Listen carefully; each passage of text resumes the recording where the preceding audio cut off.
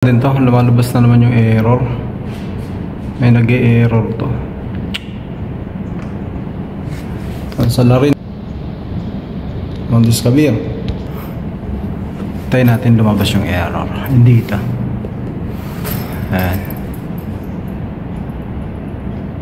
Yan na siya. Gagawin natin off.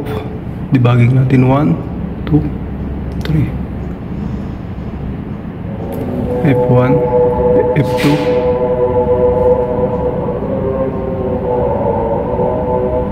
$686. So sa outdoor siguro to problema. So ayan, so umandar na siya. Ngayon umandar na. So nagpalit kasi sila pala ng ng ano to, yung nagpalit sila ng ano to, itong main board, at doon na tinesting nila. So yung mas buta IG karban hada akwan. So yung nakaakwan, yung high pressure kasi ayun tinester ko.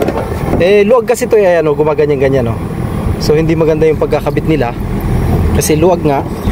Kasi tinester ko Ayan, walang continuity yung high pressure. So mga installer kasi sila, kaya hindi nila matrouble. Ayan nga nung tinanggal ko agad nahugot. Ayan. So yun 686 high pressure, high pressure sensor, high pressure switch.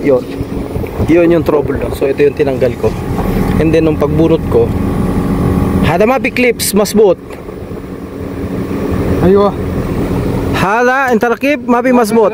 هو يجي من مصنع كده من فوجي من مصنع ايوه مصنع غلطان ما في انت. ايوه غلطان ما في شو بس يجي من فوجي كده. الحمد لله. هذا من تايلاندي مشكلة ما في هذا انت buko kita. لا ما في نفخ. So yung problema ito, high pressure, hindi nakabit ng maayos kasi siguro nakwan, maluwag. Kasi nung tinanggal ko, maluwag nga nabunot ko na agad So hindi ko na binalik. So yan po yung naging problema. Tinawag pa tayo. Sala na nga lamig nga 5 tons. Ayan. So yan po yung naging problema. Okay na tayo. 86 na error sa Fuji. Ayan po. Napalabas natin. So mayroon na naman po tayong na-solve ngayon. Nirescuehan natin. Umama. Installer na umama. So sabi niya galing daw sa company yung problema sa pagkakagawa. So hindi sila, pero tinanong ko naman, naglipat sila ng board. So hindi natin alam, basta naayos na natin at napaandar natin. So okay na yung ginawa natin, wala na siyang error. 36 yung temperature niya. Lisa rakib ziyada. Lazim simsim asharin.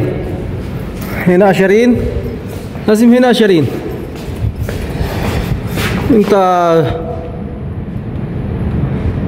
so dalawa yan.